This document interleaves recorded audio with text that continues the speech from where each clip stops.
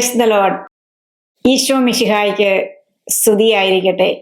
Shekinah ടിവിയുടെ ഞങ്ങൾ വിശ്വസിക്കുന്നു എന്ന പ്രോഗ്രാമിലേക്ക് എല്ലാവർക്കും ഒരിക്കൽ കൂടെ സ്വാഗതം ആശംസിക്കുന്നു. മനുഷ്യപുത്രൻ വരുമ്പോൾ വിശ്വാസം കണ്ടെത്തുമോ എന്ന ചോദ്യത്തിന് ഉത്തരമായി ഷക്കീന ടിവി തുടങ്ങിയിരിക്കുന്ന ഞങ്ങൾ വിശ്വസിക്കുന്നു എന്ന പ്രോഗ്രാമിനെ ഓർത്ത് ഈശോയ്ക്ക് നന്ദി പറയുന്നു. ഇതിനു വേണ്ടി പ്രവർത്തിക്കുന്ന എല്ലാവരെയും ഈശോയ്ക്ക് സമർപ്പിച്ചുകൊണ്ട് അവർക്ക് വേണ്ടി പ്രാർത്ഥിക്കുകയും ചെയ്യുന്നു. സങ്കീർത്തനം 110:3 വചനം ഇങ്ങനെ പറയുന്നു: ഉഷസ്സിന്റെ ഉദരത്തിൽ നിന്ന് മഞ്ഞെന്ന പോലെ യുവാക്കൾ നിന്റെ അടുത്തേക്ക് വരും. സങ്കീർത്തകനിലൂടെ പരിശുദ്ധാത്മാവ് അരുളി ചെയ്ത ഈ വചനത്തിന്റെ പൂർത്തീകരണം സമയത്തിന്റെ തികവിൽ ദൈവം വിശുദ്ധ കാർലോ അക്യൂട്ടീസിലൂടെ പൂർത്തീകരിച്ചിരിക്കുന്നതായി നാം കണ്ടു കഴിഞ്ഞു. തൻ്റെ 15 വർഷത്തെ ഹ്രസ്വമായ ജീവിതത്തിലൂടെ അനേകരെ ഈശോയിലേക്ക് അടുപ്പിച്ചുകൊണ്ട് അങ്ങനെ ഈശോയിലേക്ക് നടന്നു നീങ്ങിയ ഒരു വിശുദ്ധനാണ് വിശുദ്ധ കാർലോ അക്യൂട്ടീസ്. തൻ്റെ സ്വർഗീയ യാത്രയിൽ അദ്ദേഹം പ്രധാനമായിട്ടും സ്വർഗത്തിലേക്കുള്ള നമ്മുടെ യാത്രയിൽ 7 പാഠങ്ങളാണ് അദ്ദേഹത്തിന്റെ ജീവിതത്തിൽ നിന്ന് നമുക്ക് പഠിക്കുവാനുള്ളത്. ഒന്നാമത്തെ പാഠം അദ്ദേഹം പറയുന്നത് വിശുദ്ധ കുർബാനയോടുള്ള ഭക്തിയും ആദരവും സ്നേഹവുമാണ്. വിശുദ്ധ ജോൺ പോൾ രണ്ടാമൻ മാർപ്പാപ്പ ഒരിക്കൽ ഇങ്ങനെ പറഞ്ഞു: നിങ്ങളുടെ സന്തോഷങ്ങൾ സ്വപ്നം കാണുന്നത് യേശുവിലാണെങ്കിൽ ആ സ്വപ്നങ്ങൾ, ആ സന്തോഷങ്ങൾ നിങ്ങൾക്ക് നിത്യമായ ആനന്ദം നൽകും. ലോകത്തിലുള്ള ഒന്നിലും നിങ്ങൾക്ക് ആനന്ദം കണ്ടെത്താൻ കഴിയാതെ വരുമ്പോൾ യേശുവിൽ ആനന്ദം കണ്ടെത്തുക. അതാണ് നിത്യമായ ആനന്ദത്തിലേക്ക് നമ്മെ നയിക്കുന്നത്. അങ്ങനെ യേശുവിൽ നിത്യമായ ആനന്ദം കണ്ടെത്തിയ ബാലനായിരുന്നു വിശുദ്ധ കാർലോ അക്യൂട്ടീസ്. അദ്ദേഹം ജനിച്ചത് ലണ്ടനിലാണ്. എന്നാൽ അദ്ദേഹത്തിന്റെ മാതാപിതാക്കള് ഇറ്റലിക്കാരായിരുന്നത് കൊണ്ട് കാർലോയുടെ ജനനത്തിന് കുറച്ച് നാളുകൾക്ക് ശേഷം അവർ തങ്ങളുടെ സ്വന്തം രാജ്യമായ ഇറ്റലിയിലേക്ക് മടങ്ങി. അങ്ങനെ കാർലോയുടെ വിദ്യാഭ്യാസവും വളർച്ചയുമെല്ലാം ഇറ്റലിയിലായിരുന്നു. കാർലോ ഒരിക്കൽ ഇങ്ങനെ പറഞ്ഞു: എല്ലാ മനുഷ്യരുടെയും ഈ ഭൂമിയിലേക്കുള്ള ജനനം എന്ന് പറയുന്നത് ഒരു സ്വാഭാവിക സംഭവം മാത്രമാണ്. അതിൽ പ്രത്യേകതകളൊന്നുമില്ല. എന്നാൽ ഒരു മനുഷ്യന്റെ മരണമാണ് അയാളെ മറ്റുള്ളവരിൽ നിന്ന് വ്യത്യസ്തനാക്കുന്നത്. സ്വന്തം ജീവിതത്തിലൂടെ തന്നെ കാർലോ അത് നമുക്ക് കാണിച്ചു തരികയും ചെയ്തു. സാധാരണ ബാലന്മാരെ പോലെ വീഡിയോ ഗെയിംസും ഫിലിമും സ്പോർട്സ് ഒക്കെ കളിച്ചുകൊണ്ടാണ് കാർലോ വളർന്നു വന്നത്. അതിന് പ്രത്യേക അസാധാരണമായ ഒന്നും കാർലോയ്ക്ക് ബാലൻ എന്ന നിലയിൽ ഇല്ലായിരുന്നു. നമ്മൾ റുട്ടീനായിട്ട് ചെയ്യുന്ന കാര്യങ്ങള്, നമ്മുടെ നിത്യജീവിതത്തിലെ കാര്യങ്ങള്, സാധാരണ കാര്യങ്ങള് അതിസാധാരണമായി ചെയ്തുകൊണ്ട് വിശുദ്ധിയിലേക്ക് എങ്ങനെ നമുക്ക് നടന്നെടുക്കാം എന്നാണ് വിശുദ്ധ കാർലോയുടെ ജീവിതം നമ്മെ പഠിപ്പിക്കുന്നത്. അദ്ദേഹത്തിന്റെ മാതാപിതാക്കള് എല്ലാ ദിവസവും വിശുദ്ധ ബലിയിൽ പങ്കെടുക്കുന്നവർ ആയിരുന്നില്ല. തങ്ങളുടെ വിശ്വാസ ജീവിതം അവർ ജീവിക്കുന്നവരും ആയിരുന്നില്ല. എങ്കിലും വിശുദ്ധ കാർലോ ഹോളി കമ്മ്യൂണിയൻ സ്വീകരിച്ചതിന് ശേഷം എല്ലാ ദിവസവും രാവിലെ പള്ളിയിൽ പോകുവാൻ മാതാപിതാക്കളെ നിർബന്ധിക്കുമായിരുന്നു. തന്നെയും പള്ളിയിൽ കൊണ്ടുപോകാൻ അദ്ദേഹം അവരോട് ആവശ്യപ്പെടുമായിരുന്നു. സ്കൂളിൽ പോകുന്നതിന് മുൻപ് വിശുദ്ധ കുർബാനയ്ക്ക് പോകുവാൻ വേണ്ടി എല്ലാ ദിവസവും 5 മണിക്ക് കാർലോ എണീൽക്കുമായിരുന്നു. വിശുദ്ധ കുർബാനയ്ക്ക് ശേഷമായിരുന്നു അദ്ദേഹം എന്നും സ്കൂളിൽ പോയിരുന്നത്. അങ്ങനെ ഈ വിശുദ്ധ കുർബാനയോടുള്ള സ്നേഹം നിമിത്തം അദ്ദേഹം ഈശോയോടുള്ള സ്നേഹം, വിശുദ്ധ കുർബാന തന്നെയാണ് ഈശോ എന്ന് അദ്ദേഹം പൂർണ്ണമായും വിശ്വസിച്ചിരുന്നു. കിട്ടുന്ന അവസരങ്ങളിലെല്ലാം വിശുദ്ധ കുർബാനയുടെ അടുത്ത്, ആരാധനയുടെ അടുത്ത് സമയം ചെലവഴിക്കുവാൻ കാർലോയ്ക്ക് ഒത്തിരി ഇഷ്ടമായിരുന്നു. അങ്ങനെ വിശുദ്ധ കുർബാനയോടുള്ള സ്നേഹം നിമിത്തം 11 വയസ്സിൽ തന്നെ വിശുദ്ധ കുർബാനയെ കുറിച്ച് ഒരു വെബ്സൈറ്റ് കാർലോ ഡിസൈൻ ചെയ്തു. ഒരിക്കൽ കാർലോ വിശുദ്ധ കുർബാനയെ കുറിച്ച് ഇങ്ങനെ പറഞ്ഞിട്ടുണ്ട്: സ്വർഗത്തിലേക്കുള്ള സ്വർഗത്തിലേക്കുള്ള ഹൈവേ ആണ് വിശുദ്ധ കുർബാന എന്ന്.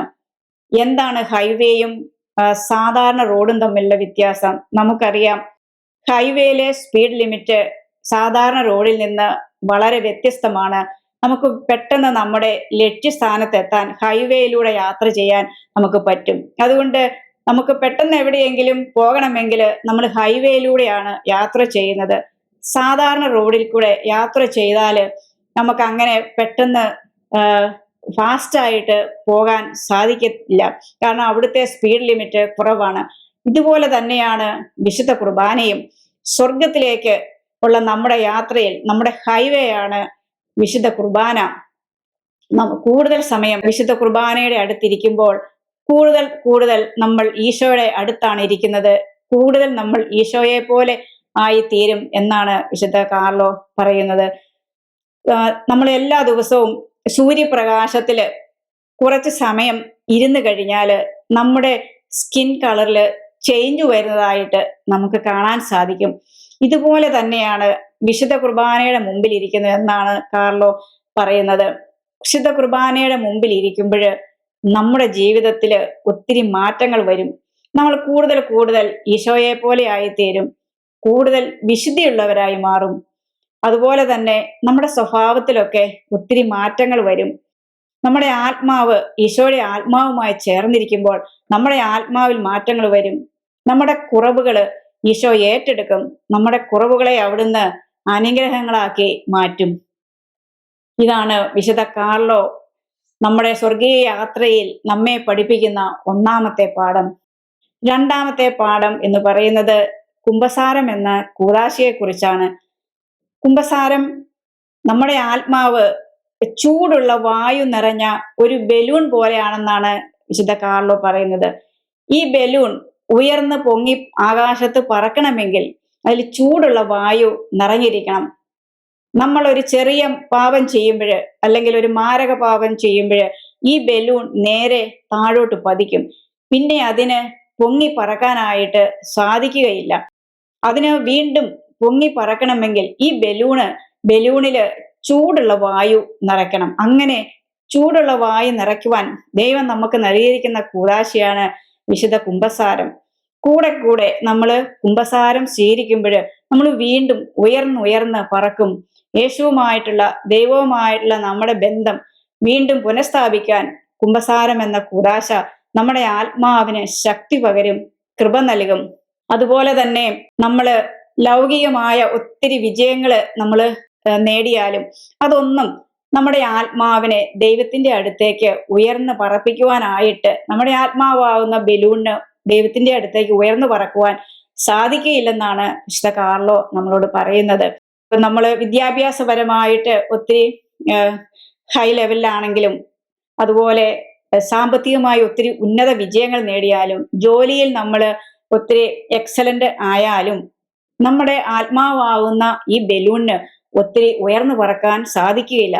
എന്നാൽ നമ്മളോട് തന്നെ യുദ്ധം ചെയ്ത് നമ്മളുടെ കുറവുകളെ അതിജീവിക്കുമ്പോൾ, നമ്മുടെ ബലഹീനതകളെ നമ്മൾ നേരിടുമ്പോഴാണ് നമ്മുടെ ആത്മാവിന് ഉയർന്നു പറക്കുവാനായിട്ട് സാധിക്കുന്നത്.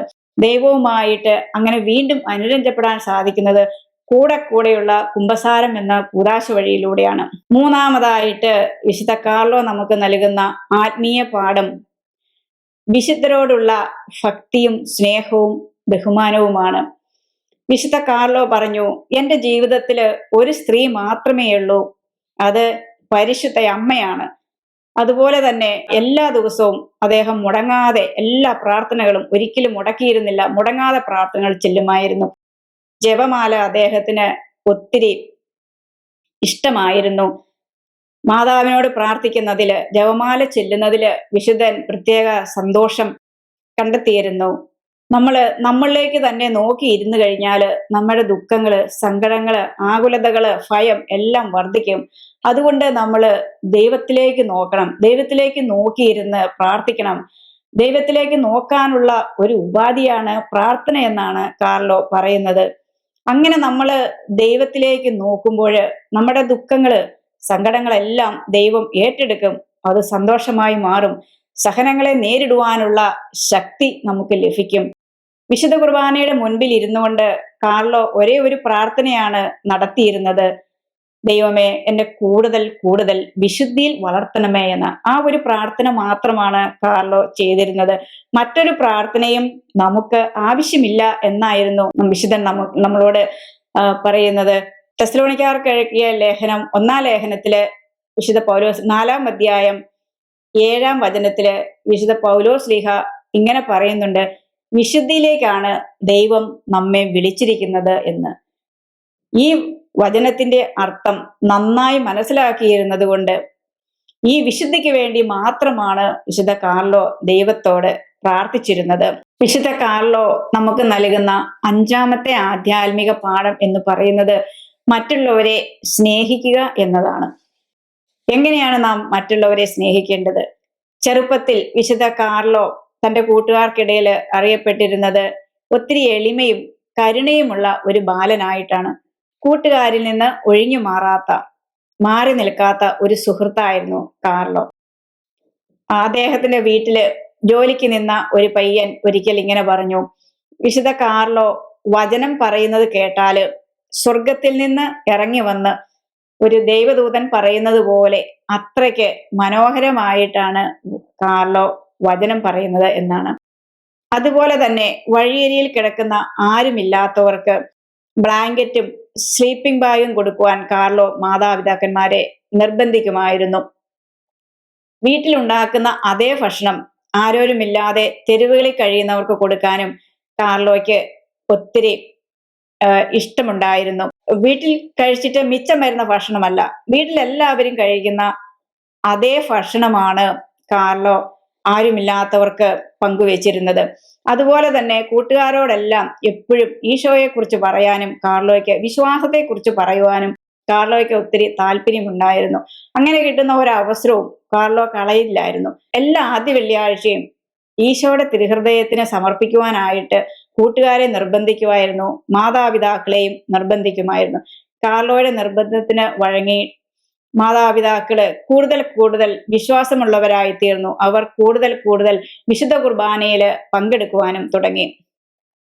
വിശുദ്ധ കാർലോയ്ക്ക് വിശുദ്ധന്മാരില് വിശുദ്ധ യോഹന്നാൻ ശ്ലീഹായോട് ഒത്തിരി സ്നേഹവും ഇഷ്ടവും ഉണ്ടായിരുന്നതായിട്ട് ജീവചരിത്രത്തില് വായിക്കുന്നുണ്ട്. എന്തുകൊണ്ടാണ് കാർലോ യോഹന്നാൻ ശ്ലീഹായെ കൂടുതൽ ഇഷ്ടപ്പെട്ടിരുന്നത്? വിശുദ്ധ യോഹന്നാൻ ശ്ലീഹ അദ്ദേഹത്തിന്റെ സുവിശേഷത്തില് ഇങ്ങനെയാണ് പറയുന്നത്, ഈശോ സ്നേഹിച്ചിരുന്ന ശിഷ്യൻ ഈശോയുടെ വത്സല ശിഷ്യൻ എന്നാണ് യോഹന്നാൻ ശ്ലീഹ തന്നെ വെളിപ്പെടുത്തുന്നത്. അന്ത്യ അത്താഴ സമയത്ത് ഈശോയുടെ ഹൃദയത്തോട് ചേർന്ന് കിടന്ന ശിഷ്യനായിരുന്നു വിശുദ്ധ യോഹന്നാൻ. അതുകൊണ്ട് തന്നെ കാർലോയ്ക്ക് യോഹന്നാൻ ശ്ലീഹായോട് ഒരു പ്രത്യേക ഇഷ്ടവും അടുപ്പവും ഉണ്ടായിരുന്നു. വിശുദ്ധ ഫ്രാൻസിസ് അസീസിയെയും കാർലോ ഒത്തിരി ഇഷ്ടപ്പെട്ടിരുന്നു. അസീസി കൂടെ കൂടെ സന്ദർശിക്കുന്നതും അവിടെ പോകുന്നതുമെല്ലാം കാർലോയുടെ ഒരു പതിവായിരുന്നു. കാർലോ മരിച്ചപ്പോഴ് അടക്കിയതും അസീസിയിലാണ്. 6-ാമത്തെ ആത്മീയ പാഠം സുവിശേഷവൽക്കരണത്തെ കുറിച്ചുള്ളതാണ്. വിശുദ്ധ ജോൺ പോൾ 2-ാമൻ മാർപ്പാപ്പയുടെ സുവിശേഷവൽക്കരണത്തിനുള്ള ആഹ്വാനത്തിന് ഉത്തരം കൊടുത്തത് വിശുദ്ധ കാർലോ 11-ാമത്തെ വയസ്സിലാണ്. വിശുദ്ധ കുർബാനയെ കുറിച്ചുള്ള അത്ഭുതങ്ങള് 150 അത്ഭുതങ്ങളെ കുറിച്ച് അദ്ദേഹം വെബ്സൈറ്റ് ഡിസൈൻ ചെയ്തു. ഈ വെബ്സൈറ്റ് ഒരു ട്രാവലിംഗ് എക്സിബിഷൻ ആയിട്ടാണ് അറിയപ്പെടുന്നത്. 5 ഭൂഖണ്ഡങ്ങളിലായി അനേകം രാജ്യങ്ങളിലൂടെ ഈ ട്രാവലിംഗ് എക്സിബിഷൻ എത്തിക്കഴിഞ്ഞു. അനേകം യുവാക്കളെ, അനേകം ജനങ്ങൾക്ക് ഇത് വിശ്വാസത്തിൽ വളരാൻ, വിശുദ്ധ കുർബാനയോടുള്ള ഭക്തിയിൽ വളരാൻ വലിയ ഒരു സഹായകമായിട്ടുണ്ട് ഈ ട്രാവലിംഗ് എക്സിബിഷൻ. അങ്ങനെ സങ്കീർത്തനം 110:3 സങ്കീർത്തകൻ പറയുന്ന ആ വചനം, ഉഷസ്സിന്റെ ഉദരത്തിൽ നിന്ന് മഞ്ഞെന്ന പോലെ യുവാക്കൾ നിന്റെ അടുത്തേക്ക് വരും എന്ന വചനം അങ്ങനെ പൂർത്തിയാക്കാൻ കാർലോയ്ക്ക് ഈ ട്രാവലിംഗ് എക്സിബിഷനിലൂടെ സാധിച്ചു എന്ന് വേണം പറയാനായിട്ട്. ഈശോയ്ക്കുള്ള സ്നേഹം കൊണ്ട് ലോകം മുഴുവനും വിശുദ്ധ കുർബാനയെ കുറിച്ചുള്ള ഭക്തി എത്തിക്കുവാനായിട്ട് കാർലോ ആഗ്രഹിച്ചു. ഈശോയുടെ തിരുഹൃദയവും വിശുദ്ധ കുർബാനയും എല്ലാം ഈശോ തന്നെയാണെന്നാണ് വിശുദ്ധ കാർലോ വിശ്വസിച്ചിരുന്നത്. 7-ാമത്തെ ആത്മീയ പാഠം നമ്മൾ പഠിക്കുന്നത് സഹനങ്ങളെ കുറിച്ചാണ്. സഹനങ്ങളെ വിശുദ്ധ കാർലോ എങ്ങനെയാണ് സ്വീകരിച്ചിരുന്നത്? വിശുദ്ധ കാർലോ ലുക്കീമിയ ബാധിച്ച് ഹോസ്പിറ്റലിൽ കിടന്നപ്പോൾ അവിടുത്തെ ഡോക്ടർ കാർലോയോട് ചോദിച്ചു, എങ്ങനെയുണ്ട് വേദന എന്ന്. കാർലോ അതിന് ഇങ്ങനെയാണ് മറുപടി പറഞ്ഞത്, ഈ ലോകത്തില് എന്നേക്കാൾ സഹിക്കുന്ന ഒത്തിരി ആളുകളുണ്ട്. അവരുമായിട്ട് നോക്കുമ്പോൾ എന്റെ സഹനങ്ങള് ഒന്നുമല്ല. പട്ടിണി കൊണ്ട് മരിക്കുന്നവരുടെ സഹനങ്ങള് എന്നേക്കാൾ വലുതാണ്. പ്രകൃതി ദുരന്തത്തിൽപ്പെട്ട് അതിന്റെ കഷ്ടത അനുഭവിക്കുന്നവരുടെ വേദന നോക്കുമ്പോൾ ഈ വേദന ഒന്നുമല്ല. യുദ്ധത്തിന്റെ കെടുതിയിൽപ്പെട്ട് സഹിക്കുന്ന ജനങ്ങളിലേക്ക് നോക്കുമ്പോൾ ഈ വേദന ഒരു വേദനയെ അല്ല എന്നാണ് കാർലോ പറഞ്ഞിരുന്നത്. ഓരോ സഹനങ്ങളെയും അദ്ദേഹം അങ്ങനെ അനുഗ്രഹമാക്കി മാറ്റി. തന്റെ ഓരോ സഹനങ്ങളും തിരുസഭയ്ക്ക് വേണ്ടിയും മാർപ്പാപ്പയ്ക്ക് വേണ്ടിയുമാണ് അദ്ദേഹം കാഴ്ചവെച്ചിരുന്നത്. എല്ലാ വെള്ളിയാഴ്ചയും കാർലോ ഉപവസിച്ചിരുന്നു. പാപികളുടെ മാനസാന്തരത്തിന് വേണ്ടിയാണ് അദ്ദേഹം വെള്ളിയാഴ്ചകളിൽ ഉപവസിച്ചിരുന്നത്. വിശുദ്ധ കാർലോ തന്റെ 15 വർഷത്തെ ചുരുങ്ങിയ ജീവിതം കൊണ്ട് അനേകരെ വിശുദ്ധ കുർബാനയിലേക്ക് അടുപ്പിച്ചു. 1991 ജനിച്ചത്. 2006 അദ്ദേഹം മരിച്ചത്. 2025 സെപ്റ്റംബർ 7 അദ്ദേഹത്തെ വിശുദ്ധനായിട്ട് പ്രഖ്യാപിക്കുന്നത്. ലയോ 14 മാർപ്പാപ്പ ആയതിനു ശേഷം ആദ്യമായിട്ട് വിശുദ്ധനായി പ്രഖ്യാപിക്കുന്ന വിശുദ്ധ കാർലോ അക്യൂറ്റീസിനെയാണ്. വിശുദ്ധ കാർലോ അക്യൂറ്റീസ് അവസാനമായിട്ട് ഹോസ്പിറ്റലിൽ കിടന്നു കഴിഞ്ഞപ്പോൾ അദ്ദേഹത്തിന്റെ മരണസമയം അടുത്തപ്പോൾ ആ ഹോസ്പിറ്റലിൽ ജോലി ചെയ്തിരുന്ന ചാപ്ലൈനായിട്ട് ജോലി ചെയ്യുന്ന സിസ്റ്റർ ലൂസിയ അദ്ദേഹത്തിന്റെ മാതാപിതാക്കളുടെ ആവശ്യപ്രകാരം അന്ത്യകുദാശ കൊടുക്കാനായിട്ട് ഒരു വൈദികനെ വിളിച്ചു. ആ വൈദികന്റെ പേര് ഫാദർ മാർസലോ എന്നായിരുന്നു. രാത്രി 10:47 ആയപ്പോഴാണ് ഫാദർ മാർസലോയ്ക്ക് ഇങ്ങനെ ഒരു ഫോൺ കോൾ വരുന്നത്. ആ ഫോൺ കോളിലെ സിസ്റ്റർ ലൂസിയ ഇങ്ങനെ പറഞ്ഞു, 15 വയസ്സുള്ള ഒരു ബാലൻ ലുക്കീമിയ ബാധിച്ച് മരിക്കാറായി കിടക്കുന്നു. അദ്ദേഹത്തിന്റെ മാതാപിതാക്കൾക്ക് അദ്ദേഹത്തിന് അന്ത്യകുദാശ കൊടുക്കാൻ വേണ്ടി ഒരു വൈദികനെ അന്വേഷിക്കുന്നുണ്ട്. അങ്ങേക്കൊന്ന് വരാൻ സാധിക്കുമോ? നേരം ഒത്തിരി വൈകിയെങ്കിലും അദ്ദേഹം ജോലി ചെയ്ത് വളരെ ക്ഷീണിച്ചെങ്കിലും അദ്ദേഹം ഫോൺ കോളിന് ഉത്തരം കൊടുത്തു. ഉടനെ തന്നെ അദ്ദേഹം കാർലോ കിടന്നിരുന്ന ഹോസ്പിറ്റലിലേക്ക് യാത്രയായി. 11:15 ആയപ്പോൾ, രാത്രി 11:15 ആയപ്പോൾ ആ ഹോസ്പിറ്റലിന്റെ മുൻപിൽ എത്തി. അപ്പോൾ സിസ്റ്റർ ലൂസിയ ആ ഹോസ്പിറ്റലിന്റെ മുമ്പിൽ തന്നെ വെയിറ്റ് ചെയ്യുന്നുണ്ടായിരുന്നു. സിസ്റ്റർ അച്ഛനെ കാർലോയുടെ റൂമിലേക്ക് കൊണ്ടുപോയി.